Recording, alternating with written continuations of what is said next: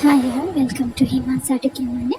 So ಇವತ್ತಿನ recipe ಬಂದು ಚಟ್ನಿ ಪುಡಿನ ಮಾಡ್ತಿದ್ದೀನಿ.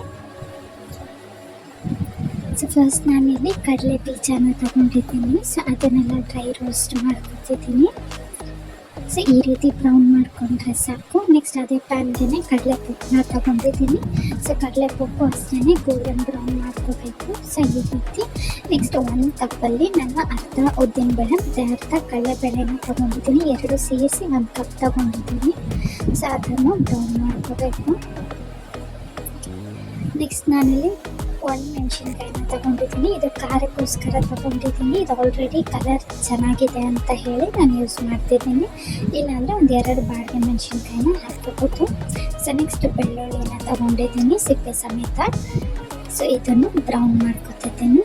ನೆಕ್ಸ್ಟ್ ಇಲ್ಲಿ 1 ಕೊಬ್ಬರಿನ ತೊಗೊಂಡಿದ್ದೀನಿ. ಸೊ ಒಣಗಿರೋ ಕೊಬ್ಬರಿನ ಸ್ಲೈಸಾಗಿ ಕಟ್ ಮಾಡಿಕೊಂಡು ಎಲ್ಲ ಫುಲ್ ರೋಸ್ಟ್ ಮಾಡ್ಕೊತಿದ್ದೀನಿ. ಇದು ಫುಲ್ ಬ್ರೌನ್ ಮಾಡ್ಕೋಬಾರ್ದು, ಜಸ್ಟ್ ಸ್ವಲ್ಪ ಕಲರ್ ಚೇಂಜ್ ಆದರೆ ಸಾಕು.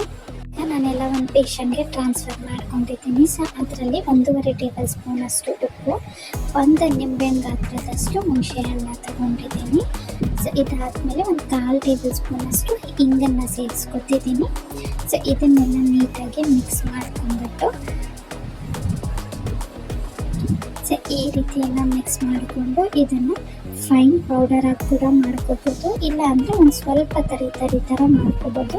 ಇದು ಆಫ್ ಆನ್ ಥರ ಮಾಡ್ಕೊಬೇಕು. ಇದು ಫುಲ್ ಫೈನಾಗಿ ಹಾಗೆ ಬಿಟ್ಟರೆ ಕಾಯಲ್ಲಿ ಮತ್ತು ಕಡಲೆ ಬೀಜ ಅಲ್ಲಿ ಎಲ್ಲ ಎಣ್ಣೆ ಬಿಟ್ಕೊಳ್ಳುತ್ತೆ. ಸೊ ಈ ಥರ ಆಫ್ ಆನ್ ಮಾಡಿಕೊಂಡ್ರೆ ನಿಮಗೆ ಫೈನ್ ಪೌಡರ್ ಆಗುತ್ತೆ.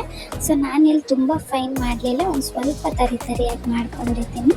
ಎಲ್ಲನೂ ಒಂದು ಬೇಷನಾಗಿ ಟ್ರಾನ್ಸ್ಫರ್ ಮಾಡಿ ನೀಟಾಗಿ ಮಿಕ್ಸ್ ಮಾಡ್ಕೊಂಡ್ರೆ ಆಯಿತು. ಏರ್ ಟೈಟ್ ಕಂಟೈನರ್ನಲ್ಲಿ ಹಾಕಿ ಆಚೆ ಇಟ್ಟರೆ ಒಂದು 2 ಮಂತ್ಸ್ವರೆಗೂ ಇರುತ್ತೆ. ನೀವು ಅದೇ ಫ್ರಿಜ್ಜಲ್ಲಿ ಇಟ್ಟರೆ ಒಂದು 3-4 ಮಂತ್ಸ್ವರೆಗೂ ಇಡ್ಬೋದು. ಸೊ ಇವರ chutney podi is ready. Happy cooking with Hima's ಅಡುಗೆ ಮನೆ.